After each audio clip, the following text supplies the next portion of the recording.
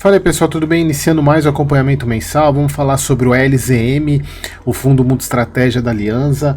É um fundo que eu tenho me interessado bastante, mais um mês acompanhando ele aqui para vocês, e também serve para mim, porque eu me interessa bastante nesse fundo, quero acompanhar mais, pelo menos mais alguns meses para decidir se eu vou pôr ele em carteira ou não.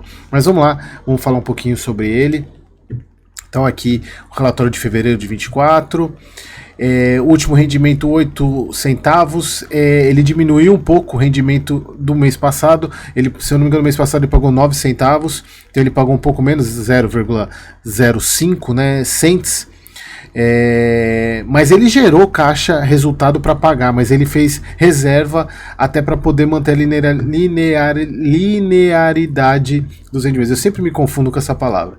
0,99 de yield mensal, mês passado foi 1, porque ele está negociando nesse preço aí de 8 e pouco a 9 reais. Dividend yield de 11,83, é um fundo pequeno ainda, 129. Eu tenho falado para vocês que para ele crescer ele vai precisar fazer emissão, mas ainda a gente sabe como que é a gestão da Alianza, né? Ela demora um pouco para fazer algumas coisas, é uma gestora bem conservadora, tá? Então por isso que talvez demore um pouco para sair a emissão desse fundo. Ele está até negociando já há um tempo com valor patrimonial acima, mas se vocês forem ver, ele teve um aumento considerável de cotistas.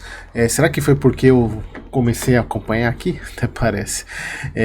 De 7,5%. Ainda poucos cotistas, né? 9 mil cotistas. Também é um fundo pequenininho, 130 milhões de patrimônio. Mas vamos lá.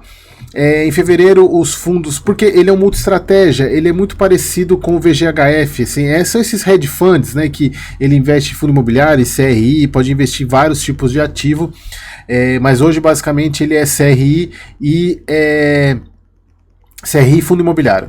E então eles pagaram, os fundos, na parte de fundos, pagaram seus rendimentos sem alteração relevante no montante distribuído. Alguns fundos se beneficiaram pelo IPCA e que geraram resultados maiores. A carteira de CRI apresentou crescimento em sua base de distribuição devido às realocações realizadas nos meses anteriores, como o CRM Elipar e o CRI Urbanis, que inclusive, pessoal, depois eu quero mostrar um ponto para vocês aqui, só para eu confirmar.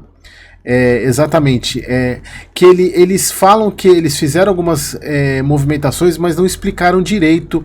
Nesse mês eu só quis confirmar aqui que essa aqui, que ele foi adquirido a taxa superior até então realizado no CRI Urbanos, que na verdade eles recompraram, eles venderam e recompraram esse CRI. Então olha só, o caixa distribuível foi de 9 centavos, quase 10 centavos, mas distribuíram 85 e fizeram uma reserva de 4 centavos aí para poder manter essa linearidade de rendimentos.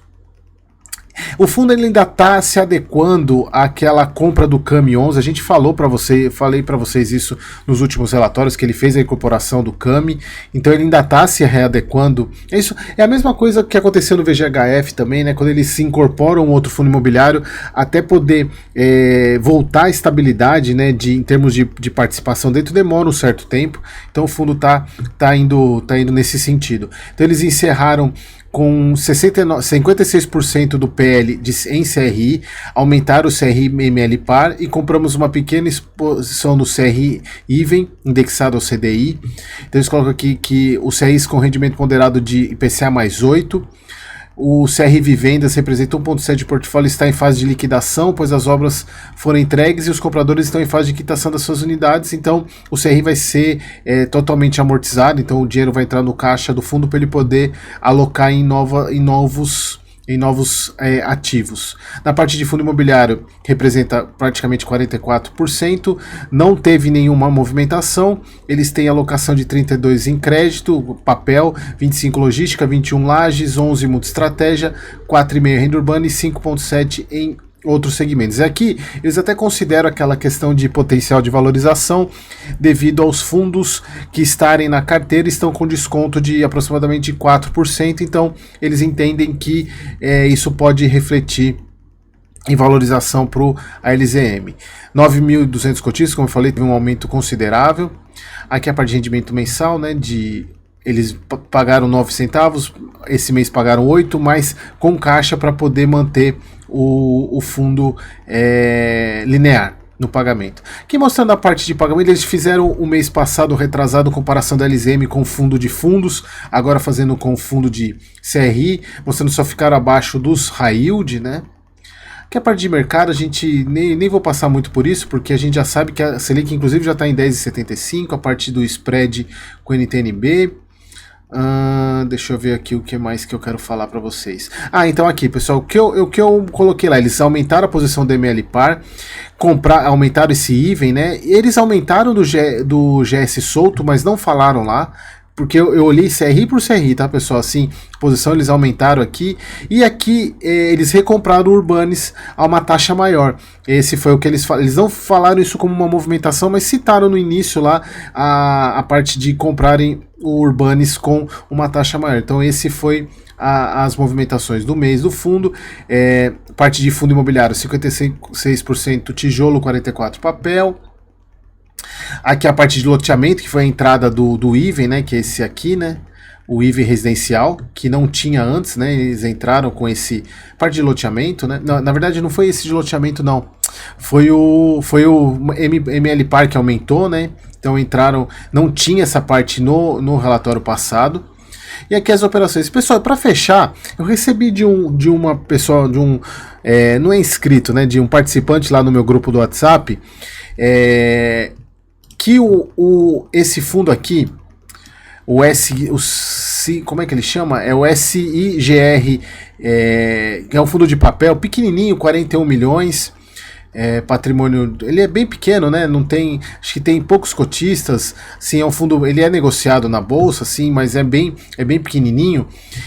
Saiu essa proposta para desse fundo da troca da gestão da SIG para a Alianza. Então, se especula, eu não vi em lugar nenhum falando isso, tá? É só a gente comentou lá no grupo do WhatsApp que ele que deu essa ideia, né? Eu nem lembro o nome dele, mas ele deu essa ideia de que esse fundo poderia ser incorporado pela LZM, porque o LZR não é perfil dele esse tipo de fundo, né? Que ele é um fundo mais de tijolo. Já o Multistratégia seria interessante pegar um fundo que tem uma carteira até que, se a gente for pegar aqui, tem cadê os CRIs dele? Aqui, ó, CRI IPCA mais 12, aqui o outro IPCA mais 12 também, IPCA mais 15, então ele é bem, tem até IPCA mais 23, né, subordinada, ele é bem agressivo até estranho, porque eu tava dando uma olhada aqui no início, o objetivo dele é IPCA mais 5, ele tem IPCA mais 23%, mas o que eu tô falando é o seguinte, o fato da Alianza trocando a gestão do fundo para a Alianza, poderia ser ou ele manter como sendo esse fundo, ou o próprio LZM incorporar esse fundo, e a gente já sabe que isso é possível de acontecer, porque ele incorporou o CAMI 11, né? Então a gente pode especular essa situação, mas não tem nada definido ainda, ainda está em votação, ainda não foi aprovado isso, né? Então a gente tem que acompanhar. Vamos ver mês que vem, se tiver alguma novidade eu trago para vocês, mas assim, não tem nada de novo. Foi uma notícia que esse rapaz lá do grupo passou. Aliás, se você quiser participar desse grupo, tá aqui embaixo na descrição. Mas assim, é mais uma especulação, não tem nada de definido. E aí a gente vai falando aí, se porventura acontecer, eu mostro a questão de contas, né? Quem é cotista de quanto que poderia ganhar ou perder nessa operação. Mas é isso aí, pessoal. Espero que vocês tenham gostado e até o próximo vídeo.